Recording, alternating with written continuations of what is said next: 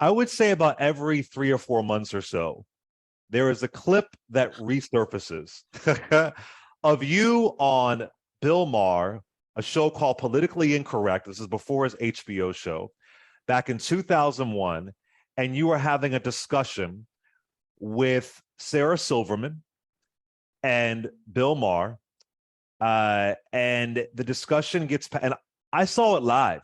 I'll never forget it. I used to watch the show. I saw it live. What were you in And there was junior high school? I was, my God, I was 23, 22, something like that. Oh, okay. All And right. yeah, I'm growing, right? Okay. So, so there is a heated debate about the N word in comedy. And basically, Sarah Silverman is saying that it is okay for her to use the N word because she's being provocative, and it's okay for her to use racial slurs about people who are Asian. And I don't want to play that clip because I don't like using that word on these airwaves. And mind you, we are a Black political talk radio show. Sure, I hear you. Like using that word Yeah. on these. So I don't want to play that clip, but I'll play a clip a little bit later when Bill Maher says something to you about what he sees as far as you being Black. Mm-hmm. But this is resurfaced, Miss Johnson. Mm-hmm. And Sarah Silverman is back in the news because she made I guess, a snarky comment. Yeah, she's back in the news, like these to Holly Robinson Pete. And this was a passionate conversation. And you were explaining, and it's funny, when I was watching it again on Twitter, I said, wow, this actually is the exact same conversation people are having now about what comedians are able to use. And you were the only Black person on that panel. And I just want to know if you could just take us back to that moment. And what do you think when you see it resurface now on social media? And many folks that I see are on your side and are saying, I can't believe she's being treated like this on the panel. Well, it was quite interesting because someone had made some type of comment on Twitter. Someone then informed me that someone made some type of comment, I guess, defending Sarah's admonition of Kanye West with his horrifically racist comments that he's made. So someone posted a photo and clip of Sarah in blackface. Yeah. And then a lot of people came to her defense. Oh, it was a one-time, it was a one-off, And so then not thinking that it was gonna, cause any, because it was 20 years ago. Yeah. Posted a clip of her using more than one offensive word, derogatory word, to emphasize the point that it was not a one-off. This has always been part of her being, of her routines. And she was always using the excuse, I'm a comic. So I'm given license to be an observer and not a participant, which I think is a false narrative.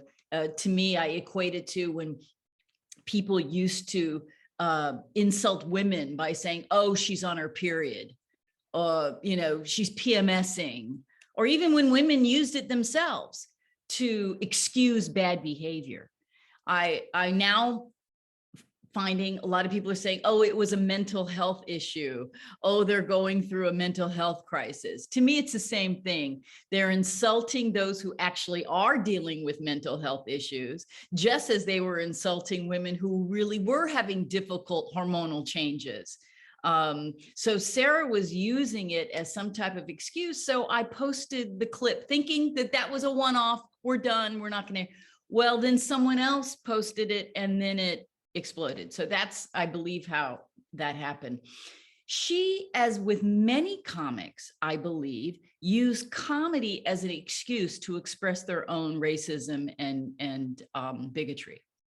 And for her fans to ask for forgiveness, I find almost laughable, because she really didn't change. She still continued to use these offensive words in some of her routines. And I just really wanted to bring it to the attention of the audience of Politically Incorrect, and David Spade, who was also on the panel, I believe, and Guy Aoki, who is a strong advocate and just a really wonderful advocate for the Asian American Pacific Islander community, that these words are not okay. They're just not okay. And then Bill Maher questioned my ethnicity and stated he didn't even know I was Black, which is Let's another. play that clip. Let's play this clip. Okay. This is about 40 seconds. This is a really an interesting moment. Again, this is 2001, and Anne Marie Johnson is on a panel, and you're pointing out, here I am as a Black woman. I feel like I have some authority over this conversation. And Mr. Bill Maher questions the look of your Blackness. Listen to this. The word has changed. It has been co-opted as a term of endearment. There is a bad old word. From Blacks to Blacks. I think I'm the only one qualified here to talk about All right, this. wait a issue. second. Blacks to Blacks. There's First a very of all, I different wouldn't dynamic. even know you were Black if you didn't tell me. Does it matter? No, it about doesn't color? matter. No, it doesn't Attitude? matter. But See, lots this is of what I love. I love when white people try to define African Americans. What is African American? What is an African American? Wow. Yeah. There would have been Twitter back then. Yeah. There would have been- Yeah. Listen, that was not a new comment. I've heard that my whole life. So and many African Americans hear it every day. The hidden and not so hidden comments. Oh, you're so articulate. You're so different. Are you mixed? Where did you grow up? The white definition of Blackness has been part of our existence since the first African was placed on a ship. So we're used to it. I'm sure we're Yeah, my God. Yeah. So that played a major role in that evening's conversation too. What is Blackness? What is okay? Who's allowed to say these words? Who's allowed to use these horrific words and insults as part of their comedy routine with absolutely no reference or connection to any social commentary? You know what's interesting, Ms. Johnson? It's so sociology 101 to me. I don't use the N-word. I don't like to use it. My major in college was Black Studies. I don't use it. Songs, whatever. I don't like the word. But within every community, there is language you use within a community that changes outside of that community. And there are people in Jewish communities. They may use that language within their community. Outside of it, it's offensive. And LGBT communities, they may use language within. Outside of it, it's offensive. And it's so disturbing to me that people don't seem to get that. And we're still having this debate now. So I want to ask you this. Sarah Silverman first. Folks have said that she has evolved and she has apologized for her past behavior. Do you think she's evolved? Listen, I'm not a follower of Sarah Silverman. So I can't confirm or deny an apology. Has she apologized? She has for blackface. She has. She has. And they say that she's evolved. Okay, Yeah. so has she apologized for the derogatory words that she used towards the Asian American community? Not that I know of. She may have, not that I know of. Okay, so there's a laundry list of apologies, right? So I don't know if she has. God bless her. We move on.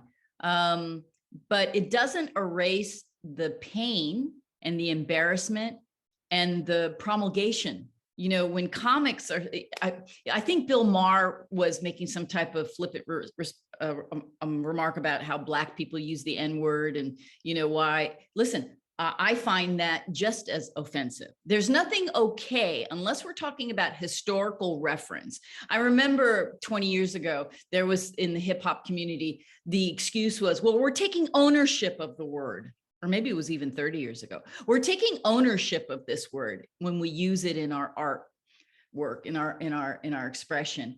The ownership of the word is history. That's the ownership of the word, and not enough, even now, when every form of education is at your fingertips. Even now, so many people of color, specifically African Americans, have absolutely no idea about the true history of the word and what that word, the amount of pain and death and loss of generational wealth. And it goes so beyond just those letters. And, I fault the educational system. I fault parents. I fault, there are a lot of people who need to take responsibility of it, but the word should have never been used as an art form outside of history. So here we are, 2022, and we're still dealing with the same crap. And, as you know, what's going on in Los Angeles with a woman of color referring to another human being of color as a little monkey. Okay. When I was working on a television series in the heat of the night, and we shot in the South, and I had to hear a lot. And this was, granted, this was many years ago, but the N-word, our show was referred to. I would go to the supermarket and someone would point to me and say, "Oh, you're on the N show." That's how our show was referred to by many. I had a driver who would pick me up from where I lived to take me to the set. And this person would see young, beautiful Black children playing on the porch and say, "Oh, look at those little porch monkeys playing." This is the late 80s, right? This was 1990. Now, 1990. I had the ability to have that person fired, and I wasn't afraid of retribution. But this is what we're dealing with. And now we have to hear a recording of 4 people, very comfortable, sitting probably in an office, public space, feeling very comfortable, using the same terminology and laughing about it. Mm-hmm. And it's people of color. Color. Yeah.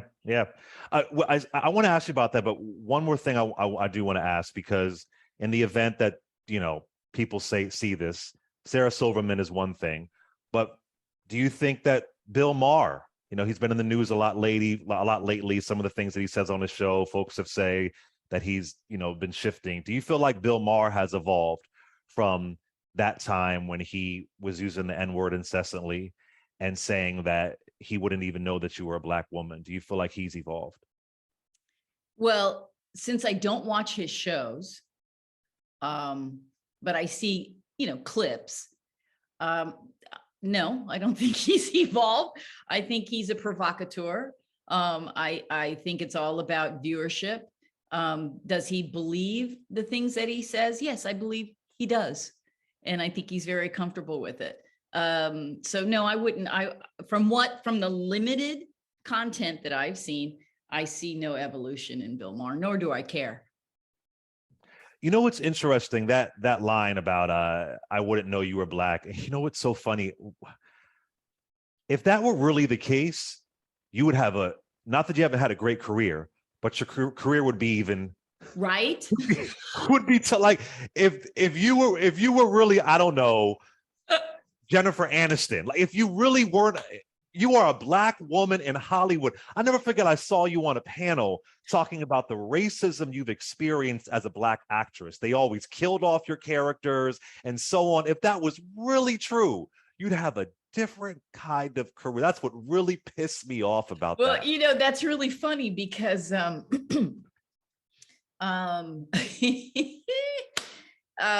my career would be very different on many levels. Now, as an African-American actress, I have consciously chosen to avoid certain roles unless there was some type of educational payoff.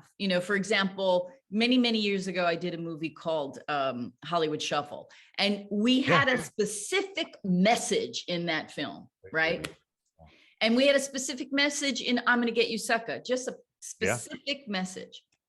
It has been very difficult, but I have tried to maintain that message for the almost 40 years I've been in this business. So had I not had that consciousness, my career would have exploded also. So it goes both ways. You know, for someone to say, well, I didn't even know you were Black. Yeah, if I were not African American, but with the same abilities, my career would be I would have an Emmy. I would be everywhere, you know, blah, blah, blah. But in the same breath, because I chose not to do roles that were insulting to my community, unless there was a historical payoff or a satirical payoff, I could have been much further in my career. And it just shows how ahistorical Bill Maher is when it comes to the Black experience, because the same thing happened to Lena Horne. Lena Yes. Horne made the same decisions as you, and you know, Dorothy Dandridge, the same thing, made the same decision that you made, and so many other black actors and actresses saying, you know what, I'm not going to go that route. So I'm glad that resurfaced.